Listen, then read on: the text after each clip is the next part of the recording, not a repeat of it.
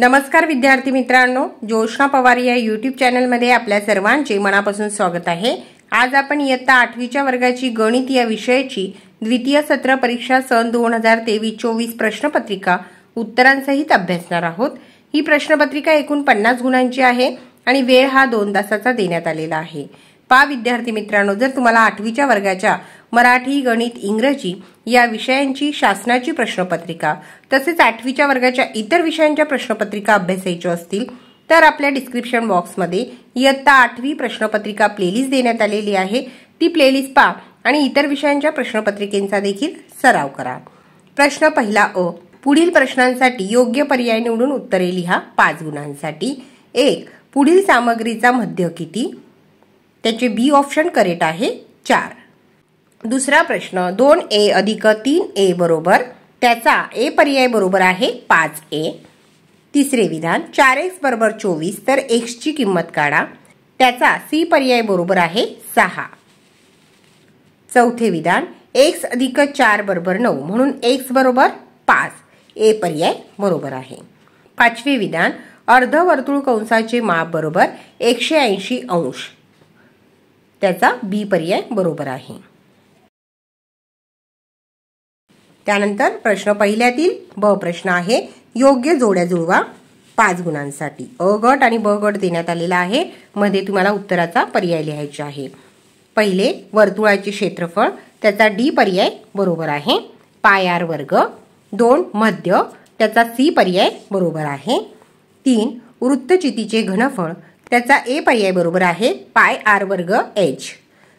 चौथे सरळ व्यास, त्याचा ई पर्याय बरोबर आहे पी गुणिले एन गुणिले आर भागिले 100। आणि पाचवे समभुज चौकोनाचे क्षेत्रफळ, त्याचा बी पर्याय बरोबर आहे 1/2 गुणिले कर्णाच्या लांबीचा गुणाकार। प्रश्न दुसरा अ, सोडवा कोणतेही 10 गुणांसाठी 6 प्रश्न दिलेले आहेत, कोणतेही 5 प्रश्न सोडवायचे आहेत। पहिला प्रश्न आहे भागाकार करा 21m चा वर्ग भागिले 7m। त्या ठिकाणी आपण सोडवलेला आहे, भागाकार आलेला आहे 3m आणि बाकी आलेली आहे 0। दुसरा प्रश्न एका समांतरभुज चौकोनाचा पाया 18 सेमी व उंची 11 सेमी आहे, तर त्या चौकोनाचे क्षेत्रफळ काढा।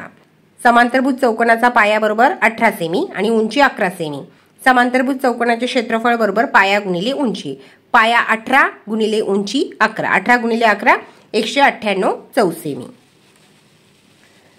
तिसरा प्रश्न 3x अधिक 12 बरोबर 2x वजा 4।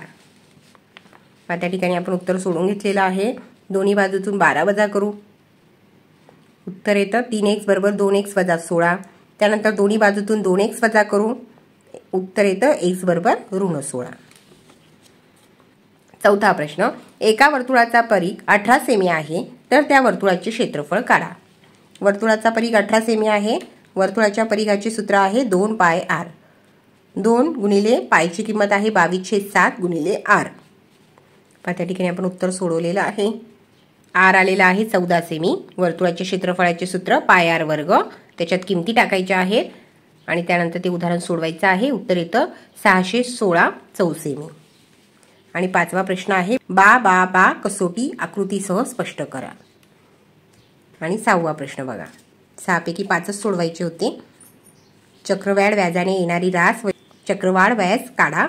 मुद्दल 2000, दर द/6 द/5, मुदत 2 वर्ष। आणि त्या ठिकाणी आपण उत्तर सोडवलेलं आहे। उत्तर आलेलं आहे रास बरोबर 2205 आणि चक्रवाढ व्याज रुपये 205।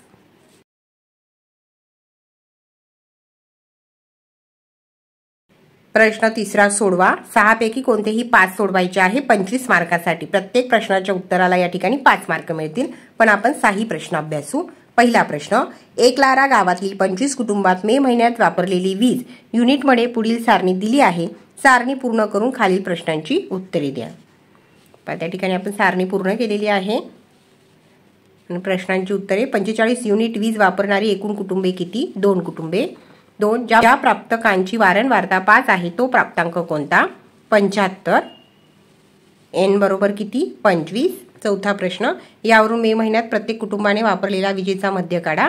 मध्य आपण काढलेला आहे, सूत्र लिहायचे, सूत्रामध्ये किमती टाकल्या आणि मध्य आलेला आहे 57। दुसरा प्रश्न भागाकार करा व बाकी लिहा। पीचा वर्ग अधिक 7p वजा 5 भागिले p अधिक 3. भागाकार आलेला आहे p अधिक 4 आणि बाकी आलेली आहे ऋण 17. तिसरा प्रश्न, आज एक मशीन 2,50,000 रुपयांना खरेदी केली. घसाऱ्याचा दर दरवर्षी 10% असल्यास 2 वर्षानंतर मशीनची किंमत खरेदीपेक्षा किती कमी होईल? या प्रश्नाचे उत्तर अभ्यासू. या ठिकाणी उत्तर सोडवलेलं आहे. येथे मशीनची सुरुवातीची किंमत 2,50,000, घसाऱ्याचा दर 10% दर साल, मुदत 2 वर्ष. 2 वर्षानंतरची मशीनची किंमत A काढायची आहे. त्यासाठी चक्रवाढ व्याजाचे सूत्र वापरू आणि त्या सूत्रामध्ये किमती टाकायच्या आहेत.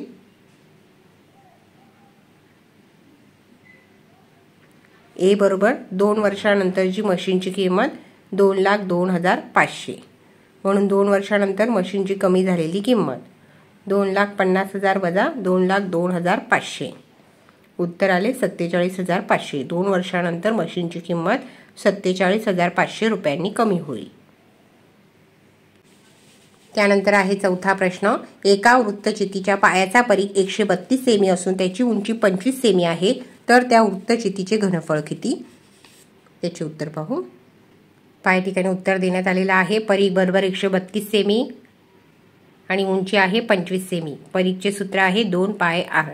सूत्रात किमती टाकायच्या आहे 2 × 22/7 × r आणि r बरोबर येते 21 सेमी. वृत्तचितीचे घनफळ πr² h, त्याच्यामध्ये किमती टाकायच्या आहेत आणि वृत्तचितीचे घनफळ येते 34,750 घ सेमी.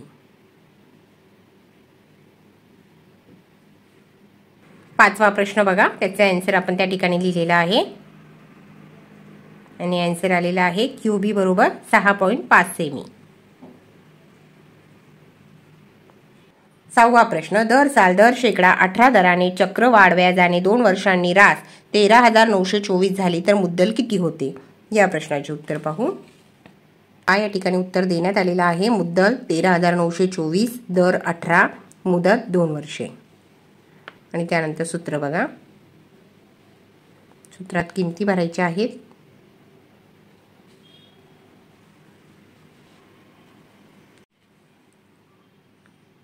आणि मुद्दल येते 10,000 रुपये होते.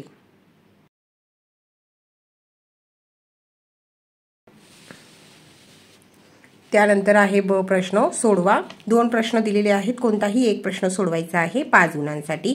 पहिला प्रश्न आहे, एका त्रिकोणाच्या बाजू 45 सेमी, 39 सेमी व 42 सेमी आहे, तर त्या त्रिकोणाचे क्षेत्रफळ काढा. त्या प्रश्नाचे उत्तर पाहू. या ठिकाणी उत्तर देण्यात आलेलं आहे. A बरोबर 45 सेमी, B बरोबर 39 सेमी व C बरोबर 42 सेमी. त्रिकोणाची अर्धपरिमिती A अधिक B अधिक C भागिले 2.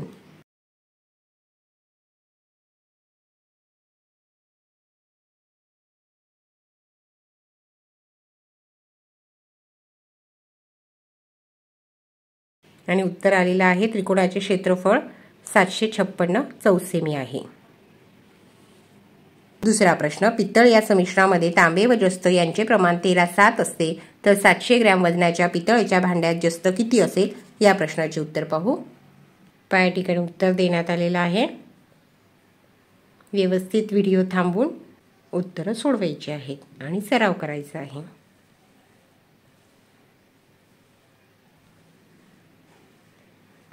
आणि उत्तर येते जस्ताचे वजन 245 ग्रॅम आहे.